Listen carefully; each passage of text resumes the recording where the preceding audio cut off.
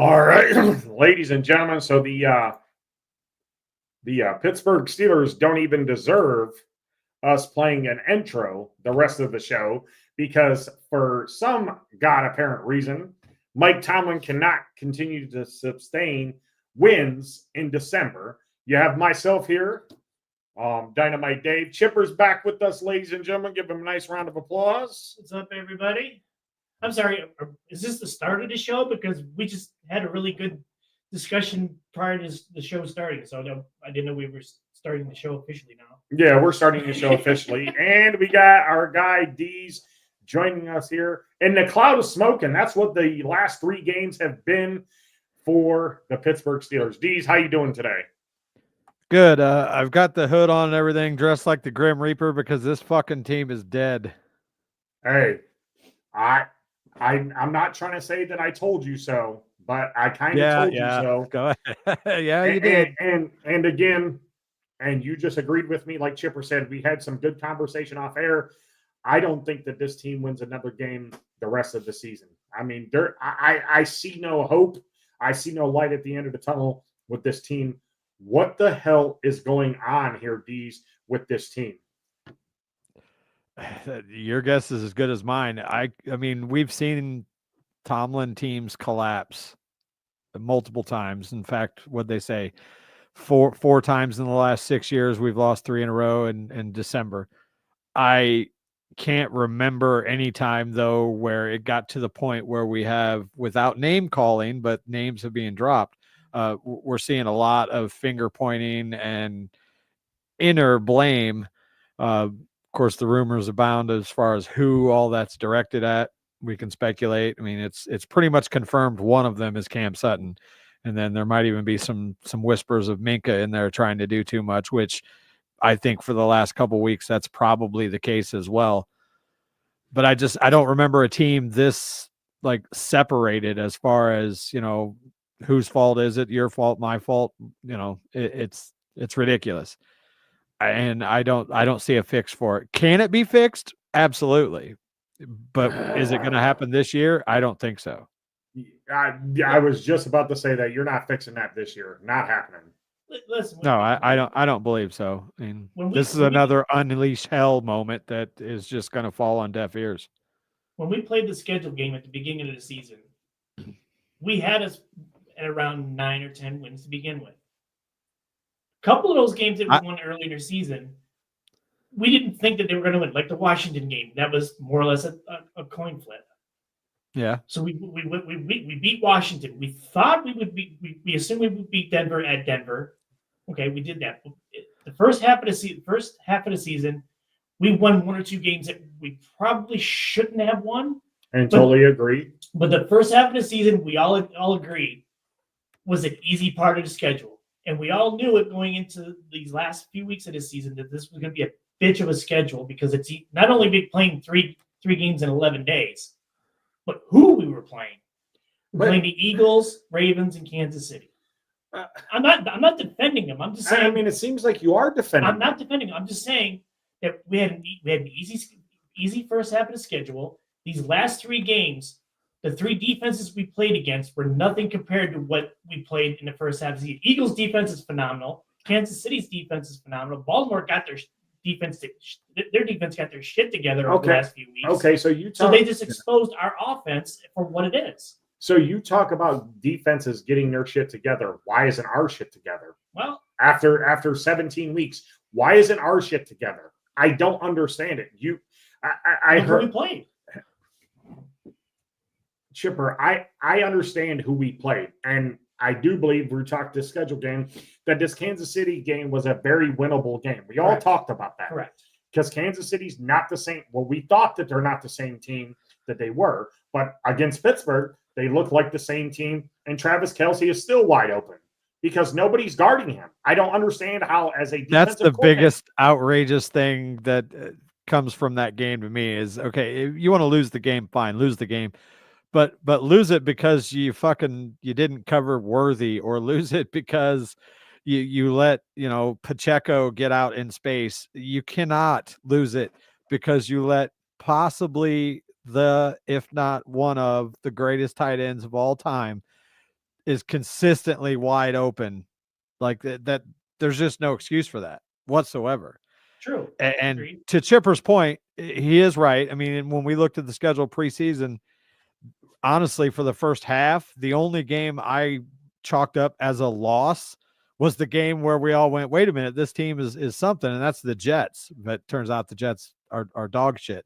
Um, but yeah, I mean, we all knew this was going to be tough, but it's not even that we lost the games; it's the manner of which we lost them and the way that we looked. I All three still games, will all 3 games argue lost by it, double digits. yeah, and I'll argue until I'm fucking blue in the face that you flip just a couple of plays in both Philly and Baltimore games, and we could have won those games, whether they were penalties, the fight, drop balls, not able to fall on a fumble, blah blah. They go the other way, and those games are completely different. This You could Kansas say City game was flat out got our ass kicked. you could say the same thing in Kansas City because if Patrick Queen catches that punt True, that he should have caught, true, yeah, you know, but and then again, You the mean way the that the defense interception that played was just the interception? Yeah.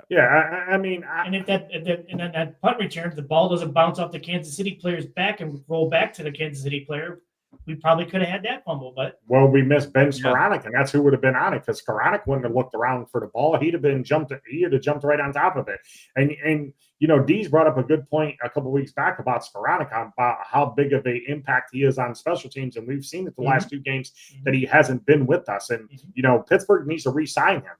They really do. I mean, and you know, missing George Pickens the last 3 games that he was out, you know, you've seen that push downfield a couple times from Russell Wilson.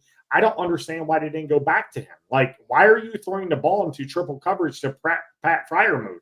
You know, they said that Pickens didn't run the route, but again, Arthur Smith came out and said that the ball wasn't supposed to go to him, and he ran the correct route. It's just Russell didn't look him off. So yeah, no, that was Orlovsky did a whole breakdown on that play, and he even said like, and even Eric Reed even fucking commented on that video on X, was like Pickens had nothing to do with why he was where he was. Wilson dropped back and his eyes were locked to the right side. He never even looked towards the left side of the field to try and freeze Reed. So that's why you can see, if you watch that in slow-mo, Reed's breaking on that long before he normally would have been. Pickens was supposed to run that little short. He got jammed and he was out of the play anyway. And they're all like, oh, he didn't run his route. It didn't matter. Russ absolutely blew it and then threw a bad pass. Like, he didn't try to look off safety, and then he threw the pass 6 feet outside of Freiermuth's reach, and it basically just served it up on a platter for Reed. Like, it, you know. these last 3 games, now, if you want to blame Russ, okay, I'm not going to debate you because he's had 3 shitty games, but I'll still go back to the fact that the 3 defenses that we played the last 3 games have been great. Their defensive lines have been great. Russ has been under extreme pressure these last 3 games. He got sacked 5 times against Kansas City. He's been sacked 10 times over these last 3 games. okay, so then as the offensive line has been exposed. So then, as an offensive coordinator, how do you adjust to that? If you know that How can you if Russ doesn't have put time him in to throw? shotgun, put him in shotgun and go 5 wide. There you go. Shotgun 5 wide, get the ball out your hand as quick as possible. That's how you do that. You don't let him stand back there, get underneath center, and try to hand the ball off to Najee or Jalen Warren. Yeah, that's not going to work. We obviously see that that's not going to work. Why can't you put him in the shotgun 5 wide and get the ball out as quick as you can, knowing that you got sacked 10 times in the last 2 games? I don't understand that. That's why. Well, he's too short. Yes. That's a big knock on him. And yeah, I'm not going to 100% blame Russ for everything. However, over the course of, I think it's the last 2 seasons, maybe 3, I can't remember what the stat was at the beginning of the year, the top 2 most sacked quarterbacks in the NFL were Justin Fields and Russell Wilson.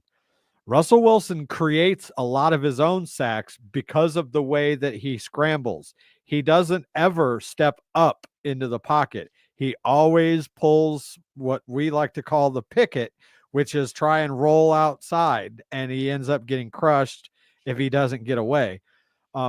again, I'm not 100% blaming him because the offensive line has not been great, especially Dan Moore and Broderick Jones. Seems like they take turns as far as who's going to have a bad game. But Russ does create a lot of those sacks himself. He's not quick enough to get out. At least with Justin, he will try and squirt forward and then roll out. Russ always does the exact same thing every time he gets pressure, which is he tries to do the little loop around that Kenny Pickett so famously got caught in many, many times. With an offensive line that's young and struggling right now, you cannot do that because these defensive linemen and edges are too quick. And Russ doesn't have the step that he had 5-6 years ago. And that's why, part of the reason why, that he is one of the most sacked quarterbacks over the last few years. All that being said, as we sit here today right now, unless there's this magical turnaround over the next 2 weeks, which, we know goddamn well that's not going to happen. I'm done with Russ. I can he make some plays? Yeah.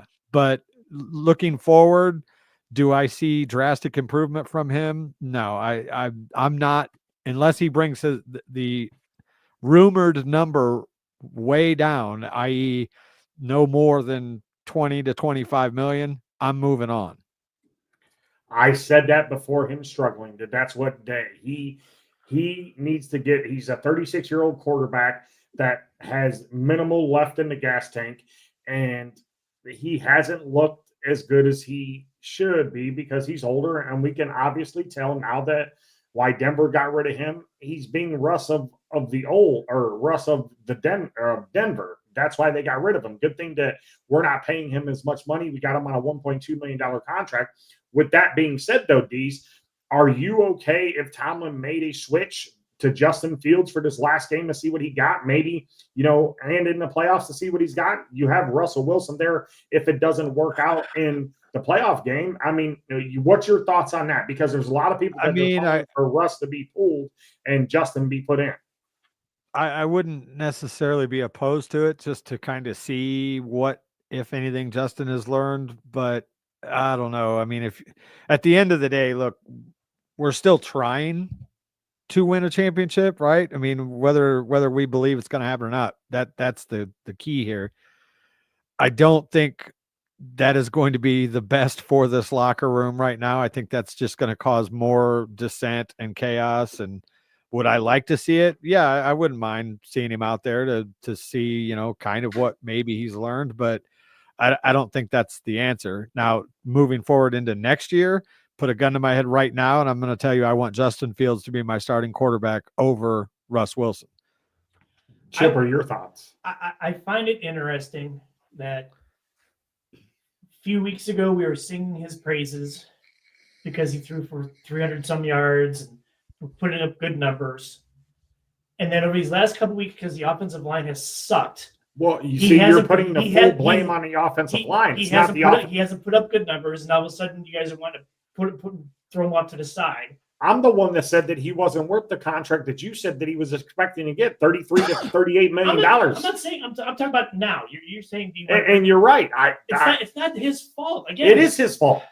The offensive line sucks. It's partial of his fault. It's partial. I'll give. No, yeah, I'm not going to sit here and point the finger right at directly at Russ. He's not played well for sure. He hasn't had much help from the offensive line, and Pickens was out. So yeah, could he come out against this Bengal team and throw for another 400 and win back our love? Absolutely, but especially that's just going to be the Bengals. One of the worst defenses in the league. But they have a high-powered offense that drove down the field multiple times and scored touchdowns yesterday. And embarrassed the shit out of them guys. I understand it. We're talking about Cincinnati and their defense and their offense. You can put up 41 points against them. They'll score 45. We've proven that we can put up the numbers. However, over the last 3 games, we've only averaged 13 points a game. Well, why is that? Because the last 3 defenses have been way better defenses than we've previously played. If you're counting Cincinnati, and 2 of those were without George Pickens, by the way. And if you're counting Cincinnati as a turnaround game, you got another thing coming, Chipper, because after what I seen from Cincinnati yesterday, Cincinnati is hungry and still trying to get into the playoffs, and they're going to win by any means necessary. And they drove down the field. Joe Burrow looked like the Joe Burrow of old. T. Higgins got involved. They're throwing the ball all the way down the field, big plays in the game, things that Pittsburgh cannot do. They cannot throw the ball down the field at all. They can't do it unless Pickens is there. They're not looking for Mike Williams. The only two people on the team that are getting deep balls is Calvin Austin and George Pickens. And why is that? You got Mike Williams at trade deadline to use him inside the red zone. How many times have they tried to throw 4 or 5 wide in the red zone and throw it up for Mike Williams to get it? Not once. How many targets has he had over the last 4 games? I would say at least less than 10. For some reason, and Dee's brought it up, we don't know the reason why. Is he in the doghouse in Pittsburgh? Is they're not using him for some reason? I don't know. What's the problem? You're not using Freiermuth. Arthur Smith's supposed to be this guru with tight ends. Why are you not having a 3 tight end set inside the 2-yard line? They've been targeting Pat quite a bit, actually. Well, you have Michael Pruitt, and you have Michael Pruitt, and you have also Washington. Why are you not using them guys inside your red zone? I see that these other teams like Kansas City, and Kansas City is a different beast than what we got, but they've used 3 tight ends inside the red zone, and they find ways to get into the end zone. We've always had issues scoring from inside the red zone. We have, Chipper, but it's got to change. Like how do you not see that? Great question. It's been that way. No, I mean, like we talked about last week, that problem has persisted since Cower. Like, we've been a shit red zone team, with the exception of the Killer B years with Todd Haley. Our red zone offense, I can't remember the last time that we got in the red zone. I'm like, this is a touchdown, because it's usually not. You know, Jeff Reed was a fucking folk hero in Pittsburgh for years until he absolutely fell off the face of the earth. And then, you know, we picked up Boz off the scrap heap, who did good, but still never really had a powerful leg up until these last few years. I don't know if he's been tested for fucking steroids or not, but he never used to be this. I mean, really, you remember when we got Boz, like anything beyond 50 was like, maybe, but now he's just absolute money. But like, our MVP for the last 20 years, more times than not, has been our kicker, because our red zone offense hasn't been great. And it's been abysmal ever since Randy Fichtner and everybody after him, and Arthur Smith has been no different. There's only one way that you can point the finger there, and that's the guy in charge. And who I think it's Tomlin. I mean, I have to believe, because this is what my eyes tell me, that both the offensive and defensive coordinators are, well, for one, the defensive coordinator is just, that's his title. We haven't had somebody that was an actual defensive coordinator since Dick LeBeau left. But I believe that they are under strict edicts from the coach to super conservative it once, you know, I think all the way down the field, other than a few shots here and there. Always playing zone. Yeah, it's conservative. It's play not to lose. It's don't make the big mistake. Don't give up, or don't force a ball in to cause a turnover. Just run the ball, throw a little out pass, and if it doesn't work, we'll bring kicker on, kick 3 points. I honestly believe that is Mike Tomlin's philosophy. And we know he's not getting fired. He's not going to resign. He's not going anywhere. The only hope of this is that Rooney steps in and says, look, I want you as my coach, but you have to relinquish control of the offense and defense to a degree that let these guys coach. And, sure, make the big decisions, like go for it on 4th down, or, hey, I really like to see this guy get the ball here, or whatever. But I really think he is pulling the strings a lot tighter than anybody can admit to. We one of the biggest mistakes that the Steelers made, and I think we talked about this last year, maybe even the year before, letting Brian, what's his name? Brian Flores. Letting him go and not promoting him to defensive coordinator. Look what he's doing in Minnesota right now. Minnesota's got one of the best defenses in the league. So by not keeping him, promoting him to defensive coordinator was a huge mistake. Let me ask you this, though. Do you think it was that we didn't keep him, or do you think Flores told Mike Tomlin, hey, I want to be the defensive coordinator. I don't want to just have the name on the door while you sit here and call all my defenses? I think it's the latter. you know, that could very well be like, because we know Flores is a hell of a defensive coach. He always has Yep. been. Yep. And I really think that might have a lot to do with it. That's why we've hired from within since Dick LeBeau left. We turned it right over to Butler, who wasn't bad, but still there were some questions and some conservative defensive play calling and whatnot. He leaves, and then again, we grab a guy that's already in-house, because Tomlin doesn't then have to change anything. It's the same defense, albeit a form of what Dick LeBeau had here, but obviously with the Mike Tomlin twists on it. And I think he's the only one that's really in charge of the defense right now. I think somebody's just getting paid to have the title, and he might make suggestions and help with film study, but you know, I don't think there's any way in hell that Terrell Austin is the one that's sitting there and calling every single defensive play. No, and again, it goes back to, for some reason, they love to play zone. They're afraid to play more man to man. So, you know, offenses realize that, and then they're just playing the 5-10 yard per pass game until the deep ball opens up, like against Kansas City. That was his name, Dustin, or that was his name, number 15, the one that caught the deep ball, and then I think he had a touchdown pass. Dustin something, Kansas City. Number 15, Watson. You sure? I don't remember. Number 15 is Mahomes. You're talking about number 84, Watson. Yeah, Watson's the one. Is Watson? Yeah, Dustin Watson. Yeah, Dustin Watson. Okay. He caught the deep ball. Okay. Yeah, I mean, and you make no adjustments on that. Like, why ain't you bringing another safety over here to help you? I mean, I get it, and you know, we talked again about this defense being elite, and you know, injuries. Yeah, injuries has been a key part of this. But again, we've seen time after time this year, offensive had 75 to 80 yard drives down the field and scoring, and our defense is staying on there on the field, and they're not making any adjustments whatsoever. You go out and get Cam Sutton, who was supposed to be your mid-season acquisition, because he was suspended for the first 8 games. That's been an epic fail. You go and keep James Pierre on your roster. I mean, he dropped a punt that he still could be running, fake punt that he could still be running in Cleveland against them. He's also got burnt multiple times. You know, your superstar free safety, Minkah Fitzpatrick, hasn't done anything. Yeah, they haven't thrown to him, but how does Baltimore move Marlon Humphrey over to where he's supposed to be and bring him up on the line? But Pittsburgh can't do that to have Minkah make more plays and whatnot. The defense has changed. I mean, you see it around the league. Why are we not making these changes? Which is what I want to know. And why is it that we see Philly doing the tush push and Kenny Pickett, whether people like to believe him or not? He had a decent game last week. He played decent for wasn't terrible. I mean, it wasn't like, oh my God, Kenny Pickett's a starter in this league. But yeah, he did what a decent backup.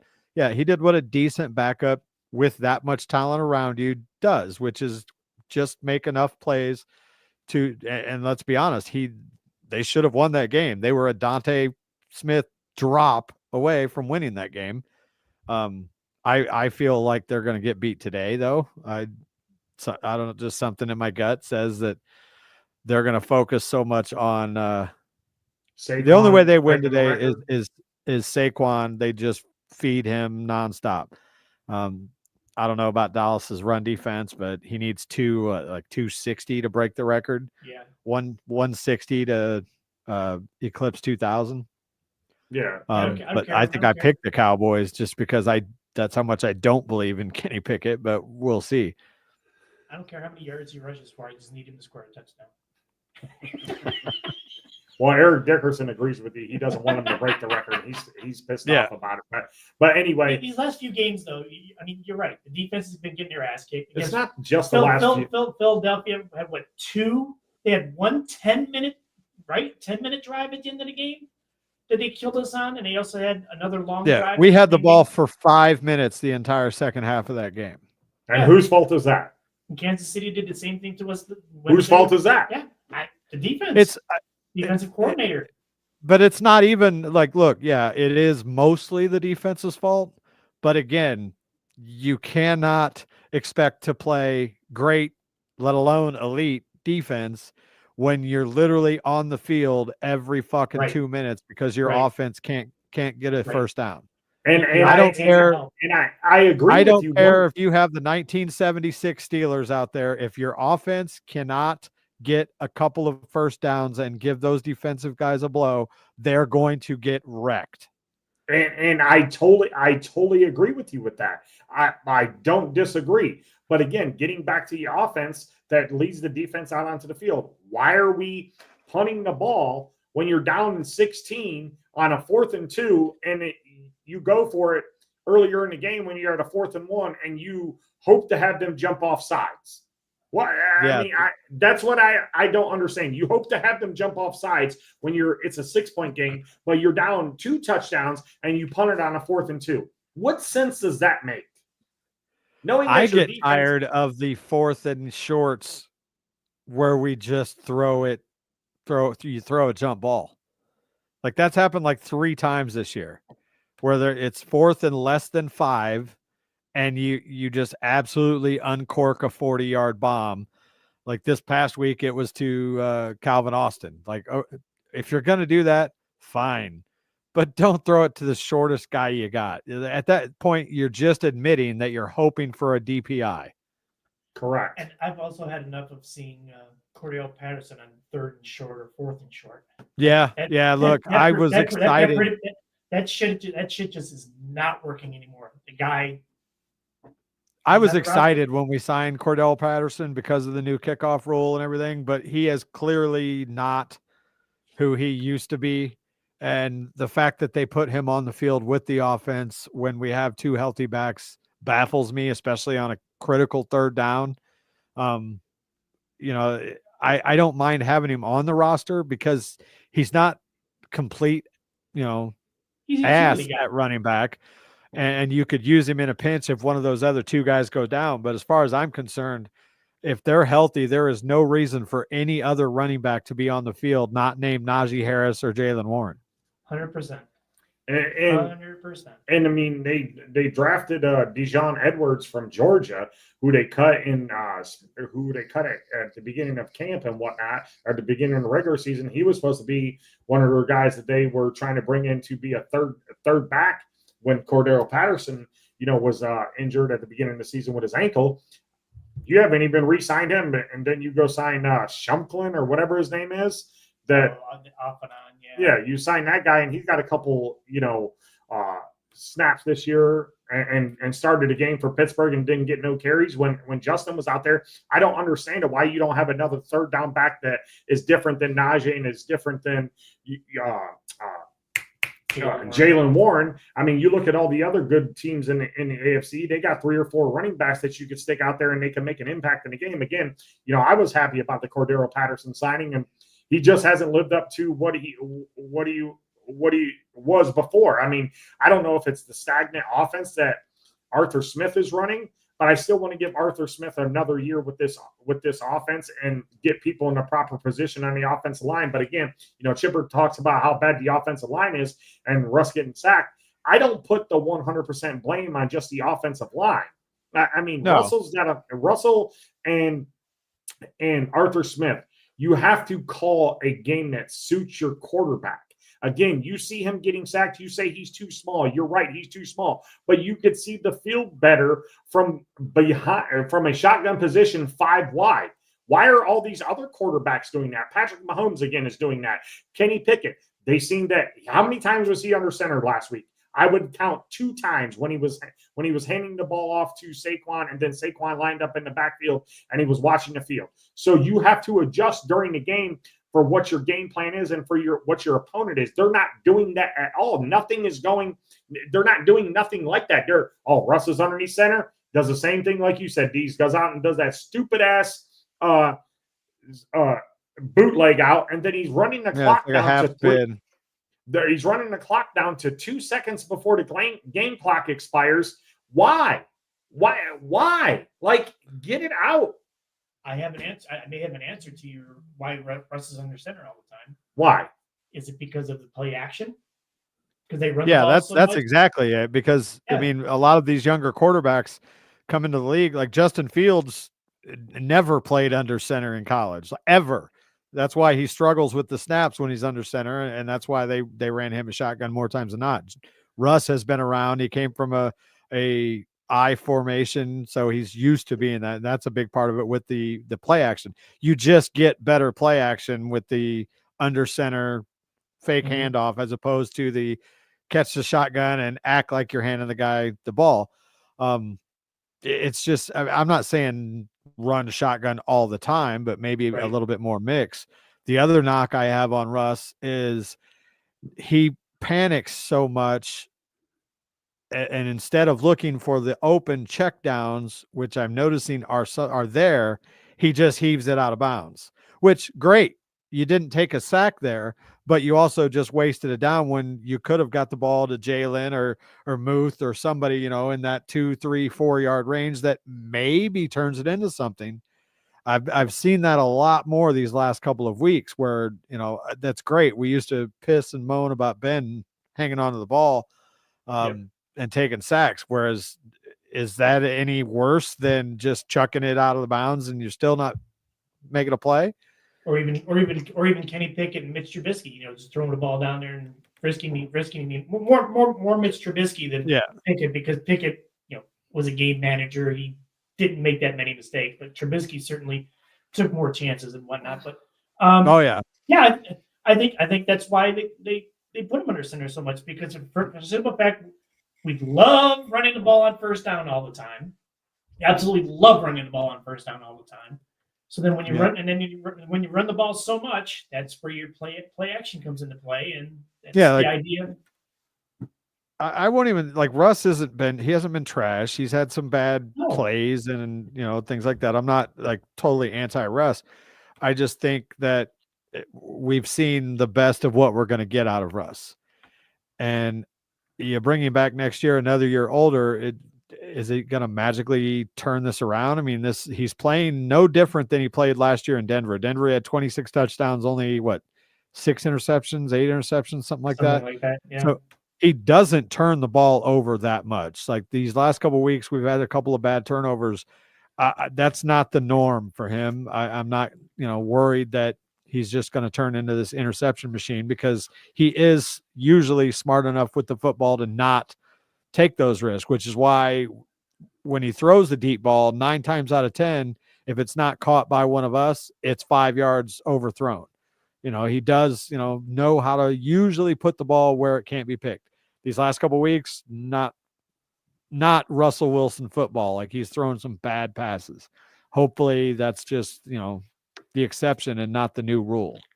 So let me ask you this question: Have we seen the Steelers peak this year already? Or are they done peaking? Oh yeah, they're done for the year. Well, they peaked, obviously, because of the first half of the schedule was so easy. Now we're playing legitimate defenses, so yeah, they've peaked.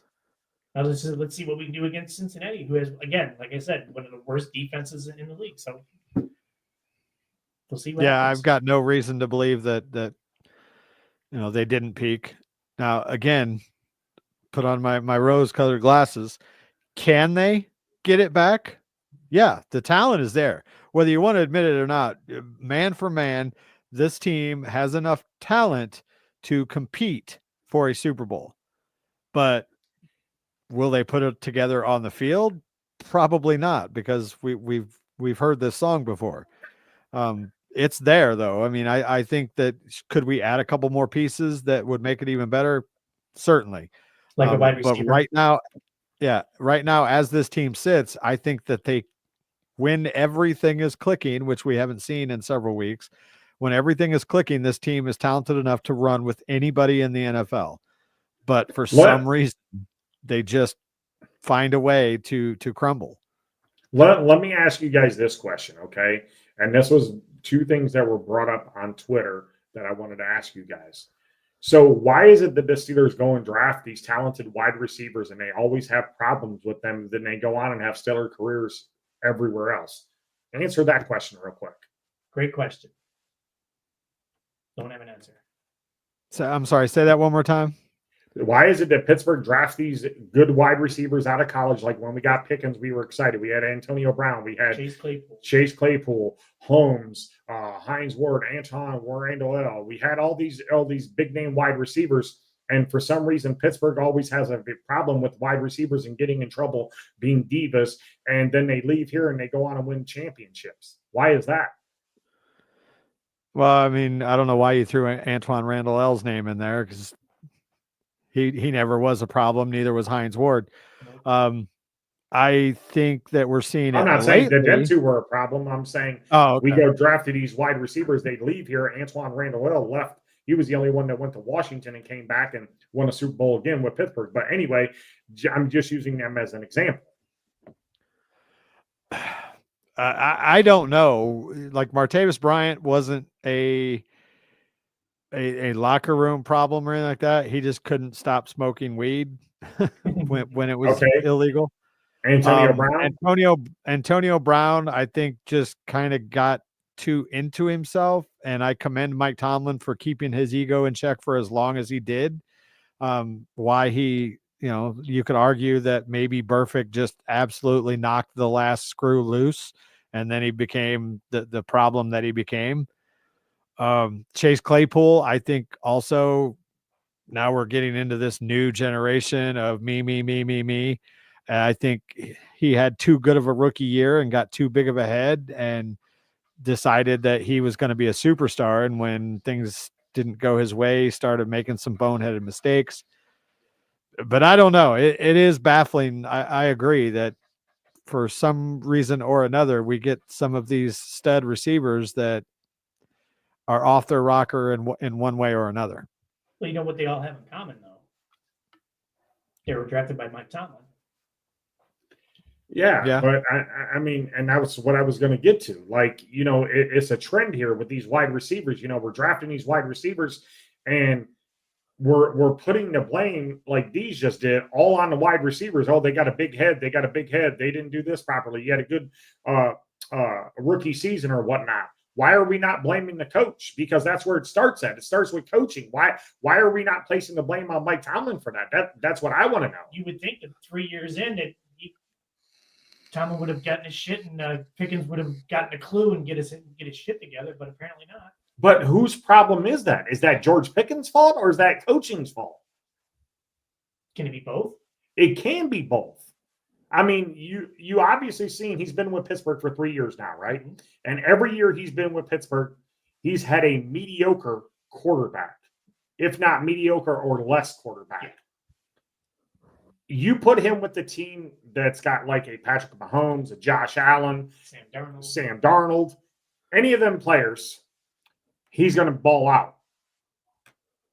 You had Deontay Johnson last year. Yeah, we know that he was a head case or whatever, diva. But how do you have a guy who's got 1,000-yard wide receiving season have 1 touchdown, and then the year before that have 0 touchdowns? Why is that? And now Deontay's the problem because Pittsburgh let him go. Mm-hmm. You traded him because you said he was a locker room problem. Mm-hmm. When are we going to start blaming the coaching for this?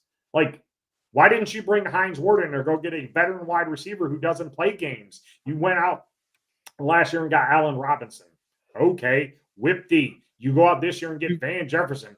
Okay, whip D. You went out and got Scotty Miller, who I thought would be a little bit more involved in the offense, and that hasn't been done. He's a veteran wide receiver that can make the plays. We've seen him for 1 game do that. Why are we not placing the blame on coaching? So, to be fair, Deontay Johnson was a problem in Carolina and got his ass shipped out of there to Baltimore, where he was a problem and got his ass shipped out of there. So maybe they were onto something when they got him the hell out of here. Well, maybe, but if you talk to all the Steelers like Cam Ward or not Cam Ward, but Cam Hayward and all the other people on the offense and the wide receiver coaches said that Deontay wasn't that big of a problem in Pittsburgh. He just had some drops, and then last year he just gave up because he had some drops and didn't block. Yeah, he had some drops and didn't block, and then he basically told Tomlin, we need another quarterback. He publicly told him that. And that's when Tomlin was like, yeah, keep that in-house. So what do we do with George Pickens? Do we sign him? Do we let him go after next year? Do we trade him now? No, you don't trade him because then you set yourself back even further. Now you have to go get other wide receivers to take it to fill in for that. Well, I'll throw this out there because I saw this on Twitter since you brought this topic up. Signing T. Higgins Trade George Pickens for a second-round pick and then draft a wide receiver with that second-round pick. No. Why not? Keep George Pickens, sign T. Higgins, and go draft So you're basically saying you're willing to deal with George Pickens and all his antics. Are you sure they're all off on the field? Take get his him the helmet football? off, Get him the football. take his Get him helmet the off, football. bitching and moaning on TV. And Get him the national football. TV. Listen, we've seen what he can do and how bad our offense is without him. I'm going to reserve judgment on George Pickens until I see what happens this offseason with his contract talks, because this Correct. is he's coming up on extension year. Right. If they do not sign him to an extension, he's going to, well, he may play next year, but he won't be a Steeler beyond next season. I don't see him, like, if they don't get the contract that he wants this offseason, I think he will then just say fuck it and will play his last year here next season. So if the front office or even ownership says, we're tired of his antics, we're not going to put up with him being a head case. But anymore. what has he really done, though, Chipper? Like, what has he done? And then go ahead and sign T. Higgins and then trade him. You wouldn't be for that? Depends on what you're trading him for. A second-round pick. You'd have to hit on that second-round pick. Right. But are we going to trade Pickens if you get a T. Higgins? Probably not. I'm Why not would you? 100%. I'm not 100% sold on T. Higgins yet, because we haven't seen T. Higgins as number one. True. I think And T. Higgins is very talented. Don't get me wrong, but he's also playing across from the number one, maybe 1A wide receiver in the world, and the only other person I put him in the same ballpark is Justin. Let me ask you this. Let me ask you this, Deez, on that thought. Is George Pickens a better wide receiver than T. Higgins? Right now, no, probably not. As I see Higgins do more than just, I mean, George is usually on a deep ball, right? Like, we don't see George run too many ins and curls and slants. He does every now and then, but George is a home run guy. Now, do I think George is one of, if not the best contested catch guys in the NFL? Absolutely. But as a every down 100 catch guy, I would probably give the edge to T, just based off of what I've seen. But that's kind of skewed because, again, T is playing against, guys that have to worry about number one on the other side of the field. And also has Joe Burrow as his quarterback. Okay, that too, yeah. So then if you keep, if you go sign T. Higgins, right, and you trade George Pickens, D just said that he's not sold on him as being our number one. Okay, so now you sign T. Higgins and you get rid of Pickens. Then where do you go from there? You say you draft a wide receiver in the second round. You want him to come in and be your number one over T. Higgins? Is that what you're? No. And so you're okay with giving T. Higgins your number one wide receiver role? Sure. And maybe he will be a superstar in that role. We don't know because we haven't seen it. The problem is T. Higgins believes he is a number one superstar wide receiver, and he therefore will get superstar number one money. Exactly, which is exactly why, in my opinion, and if I'm wrong, I'm wrong, I don't think that you re-sign George Pickens and then sign T. Higgins, because look, the numbers show our offense is 10 points better per game with George on the field. Right. And if you think for a second that his agent isn't going to use that come contract time, you're nuts. George Pickens is going to command number one receiver money, maybe not quite in the same ballpark as Justin and Jamar and guys like that. But now you're talking, you're going to go out and you're going to get T. Higgins in free agency, and you're going to pay George Pickens, both of whom want number one money. I don't see how that's going to work. Correct. And then you're also you're saying that you're willing to put up with, if you're saying you're going to extend George Pickens, you're saying that you're willing to put up with all his shit for the next couple of years. But what shit have we put up with? His antics. What are his antics that he's doing? Him giving up on running routes. Okay. Him taking his helmet off and pouting and getting all upset. Get him the football. D just said that you're 10 points better on offense. Get him I'm not the debating football. that, but Get him the football. I'm not debating that, but you're willing to put up with essentially another Yes. Antonio Brown. He's not going to block. To He's not gonna Chipper's run point, routes. even when he's played, he has been problematic in that he's mouthy. He starts fight. He did that in Georgia. Go back and pull his tape on Georgia. He was in several fights at Georgia. I could see it becoming a bigger issue down the line because he was a bulldog and he is a dog. Like, Okay, I don't and know if I it's like that- to have somebody with some nastiness on my team, especially your wide receiver. Don't play games. I mean, go out there. Look, I'm in agreement. I want a dog, but I don't want a dog that's going to cost me 15 yards a couple times a game either, though. Well, you're know what I'm right, and saying? that all goes to coaching, where you tell him, "Hey, dude, you got to settle down, or we're gonna take some plays away from you." That all in coaching. Yes, I agree with what Chipper's saying, but you want to give up on this guy who is problematic because you don't want to put up with it, and how long are you going to deal with it?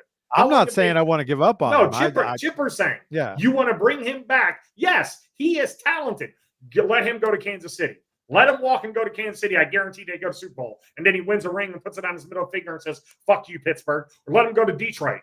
He'll win a championship there. Let him go to San Francisco. Well, isn't there a chance that when he actually gets that money, that he'll even be worse? We don't know that. Be a worse diva, more of a head case. It depends on who your quarterback is moving forward. True. If you get him the football, he's not going to complain. Get him the football. That's all I got to say is get him the football. Find ways to keep his mind occupied. A wide receiver who gets the football shuts their mouth and plays. That's exactly what it is. According to some in the media, he's going to be a chief because they all swear to God that he told Mahomes to come get him. Yeah, Which the way this team has played over the last few weeks, I'd fucking tell him to come get me too. Yeah, exactly.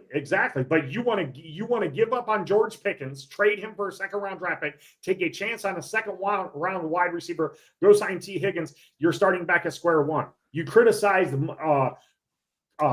Tony Khan for not, going to get a wide receiver when they traded Deontay Johnson, but yet you want to sit here and give up Omar Khan. I'm sorry, you wanted to. Well, that was the biggest mistake Omar Khan did, and that's where he totally fucked this whole season up. So now you want to give up our number one wide receiver, trade him, sign T. Higgins to a big contract. If he comes here and he's a bust, then what do? You trade him after 2 years? I say you give Pickens another year with a decent quarterback. If you're going to sign Russ, then give Russ a full season. If it don't work, then you draft a quarterback or whoever your quarterback is. You got Kirk Cousins who's out there, which people say, oh, you don't want. He's 36 years old. You're going to essentially get him on the same contract. Washed. He's fucking washed. Sam Darnold out there. You got Sam Darnold out there who's 27 years old, who's going to get another big contract. You can go sign him. Whoever thought we'd see that. I mean, the right system, like you said, right system, two good wide receivers. Fair, Darnold was with the Jets, and what we found out recently about the Jets, maybe some of these quarterbacks aren't so bad. Hell, Zach Wilson might be a fucking superstar, but he was in New York Jet hell, and he hasn't had a chance yet. Well, like I put in Messenger the other day, I mean, when you throw in Justin Jefferson and Jordan Addison and T.J. Hawkinson, I mean, I'm just saying that's definitely not hurting your situation. Okay. So to your point, so is it when it comes to Sam Darnold, is it the system, or is he actually really that good? Okay, so let me ask you this question, then. You just said that. So then, if you go sign T. Higgins, right? So you have two stud wide receivers. You would agree with that, right? Pittsburgh, two stud wide receivers. You have Pickens and Higgins. Correct? Yep. And you put Darnold there. I'm not arguing that fact. I just go back to say, is Darnold's situation, because he's been so bad since he's been in the league, but Carolina and the Jets. And look who you're talking about, Carolina and the Jets. Is it a system thing because he has Jordan Addison and Justin Jefferson, T.J. Hawkinson to throw to, or is he really that good? Well, there's two ways we'll find out. We'll never know. There's two ways we'll find out. I think he's solid. I think he absolutely is a benefactor of having the players around him. Not to mention a really good offensive coach. Mm-hmm. Do I think Sam Darnold is Tom Brady or Peyton Manning? No, I think he's a serviceable quarterback who will only get better with better talent around him. And George says Sam Darnold is going to get re-signed by the Vikings. We don't know that because the thing was proposed this past week on the Pat McAfee show is, do you sign Darnold back? And if you do, you trade JJ McCarthy. Because they're not going to keep both of them. They're not keeping both of them. You could. McCarthy's on a rookie deal. Where's he going? You could absolutely sign Well, but again, that would have to be on JJ to like, hey, get me out of here. But the fact is, he's under contract on a rookie deal, so they could and say, hey, we're going to sign Sam to a 3-year deal. No, it probably won't. But I'm just saying it could happen. Look how long Jordan Love sat behind Aaron. Especially Green with Bay. all these teams looking for quarterbacks next year, Sam Darnold is going to get paid, whether it be by the Vikings or someplace else. He's going to get paid. And his quarterback draft class isn't necessarily the best as far as quarterbacks. But now here's the question, though. Are you, as a Steeler fan, willing to give up the kind of money that other teams will give up, which is going to be maybe not like top 5 quarterback money, but he's going to be probably in that top 5 to 10 range. Are you willing to risk giving him that kind of money, which you're going to be talking probably upwards of 40 to 45 million a year for Sam Darnold? You think Sam Darnold's going to get 40 to 45 million dollars a year? If his agent is worth there's anything, a difference between him and Kirk Cousins. What's the difference? Kirk Cousins is older. Sam Darnold is 27 years old. Well, okay. I mean, what do you think he's going to get? I would say 35 to maybe 38 million. Daniel Jones got a shitload of money. You don't think? I'm just saying. Look what he did with this team. Yeah, I bet he's he's going to be in the ballpark of 40 mil. Just look at what some of these quarterbacks that got paid that are worse than him. Listen. Somebody out there is going to pay him $40 million a year. Write it down. I mean, you're probably right, but is he worth that? No. It doesn't matter. It's the market value. That's what I kept bringing up about Russell Wilson. It's market value. Exactly. It doesn't matter. You're worth what somebody is willing to pay you. That's what I brought up weeks ago about Russell Wilson. It's not a matter of what you're willing to pay him. It's the market value. So are you still market value on Russell Wilson right now? What, 30 to 35 million? Yes. Right now? Yes. No. And I never once said that I would sign him for that. I just brought up the fact that he's never said he's worth that. He's saying that that's what the value of other teams are going to see. Well, then Russell Wilson can go somewhere else and get 30 to 35 million. Not right now, not now after these last 3 games, but if he continued on that pace, not necessarily 400 yards like he had against Cincinnati, but if Russ, let's just say these last 3 games, Russ has been in the neighborhood of 300 yards and 2 to 3 touchdowns, minimal picks for these last few weeks against these top tier defenses, he absolutely would have been valued in the 30 to 35 million. Now, does that mean we or anybody else would have? Somebody would pay it.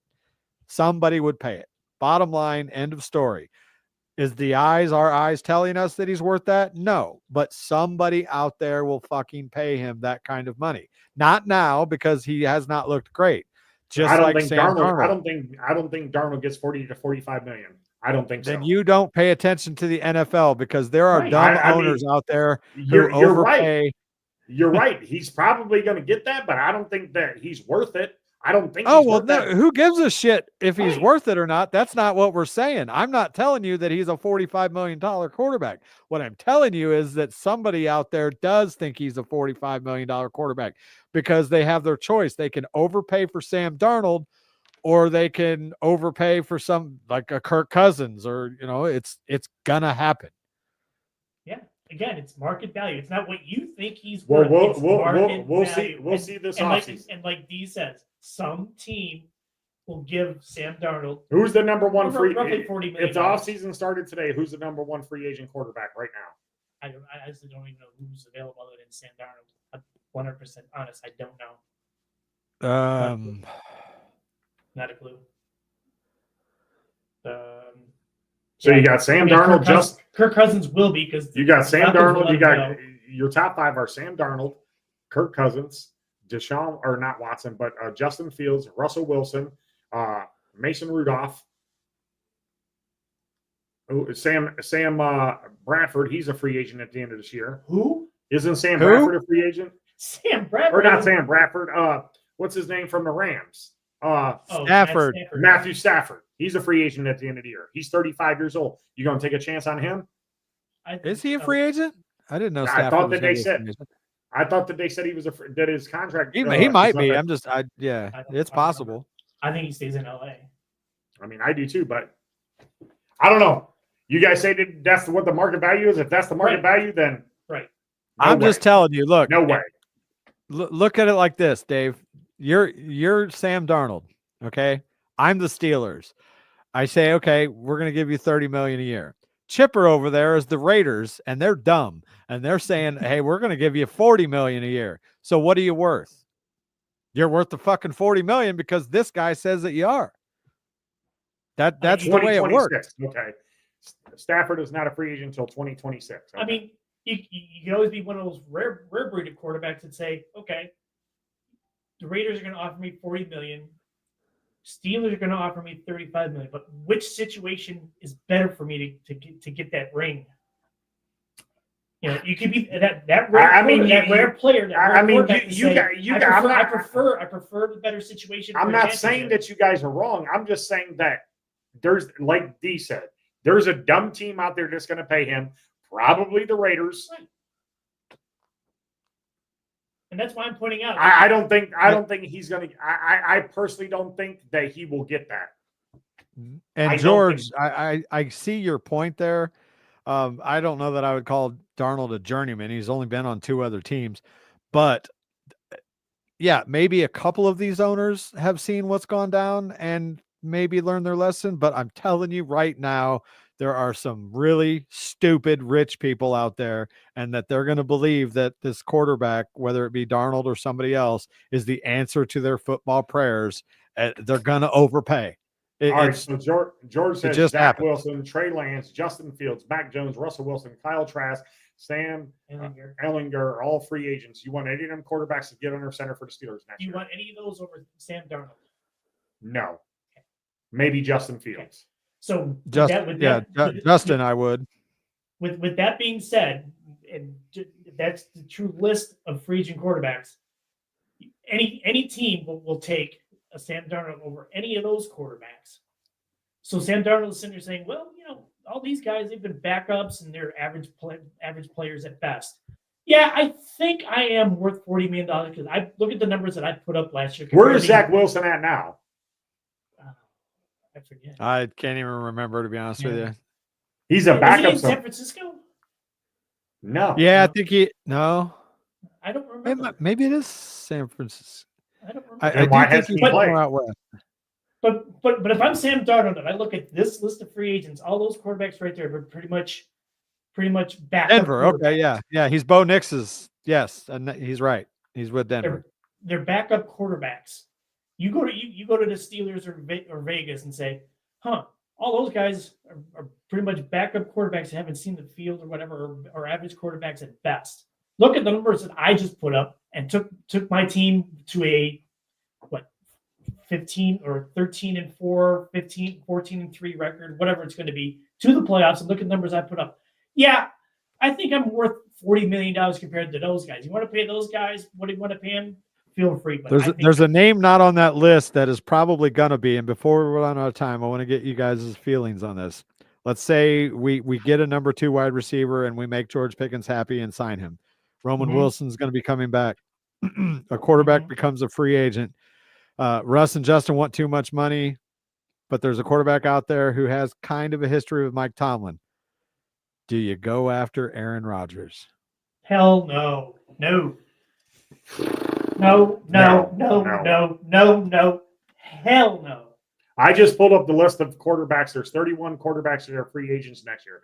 Sam Darnold, top of the list. Zach Wilson, Trey Lance, Jacoby Brissett, Taylor Heinicke, Marcus Mariota, Drew Lock, Jared Stidham, Andy Dalton, Justin Fields, Joe Flacco, Jameis Winston, Mac Jones, Carson Wentz, Jimmy Garoppolo, Case Keenum, Mason Rudolph, Easton Stick, Cooper Rush, Josh Dobbs, Brandon Allen, Nick Mullins, Kyle Trask, Josh Johnson, Kyle Allen, Russell Wilson, Jeff Driscoll, Brett Ripken, Shane Bichette, and that's it. That's all your free agent quarterbacks for next year.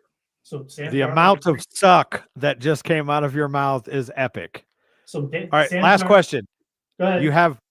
You have two options, and there is no third option. You get Russell Wilson or you get Aaron Rodgers. Russell Wilson. I'm taking Aaron. I'm not putting up with Aaron. I don't think the Steelers will put up with Aaron Rodgers shenanigans. I watch him every week. I don't think he's as bad as the media makes him out to be. Correct. At least he can see over the fucking offensive line. Correct. So you're good with another year with Russell Wilson playing the way that he is over Aaron Rodgers. Yeah, because I'm guessing that the offensive line will be a hell of a lot better, and then Omar Khan will be smart enough to go out and get a legitimate fair point receiver. Well, we will see. I mean, that's plain and simple. The offensive line, you got what two rookies starting an offensive line, and again, at the beginning of the season, they played great because of who we played against. Now they're being exposed as to who they are because the defense has been better. The hope is that the offensive line will be better because Dan Moore's gone. So we'll hopefully be better at left tackle. Are you sure Dan Moore's gone? Yes. You're I think 100%. so. There's no way. I think so. Him. No way.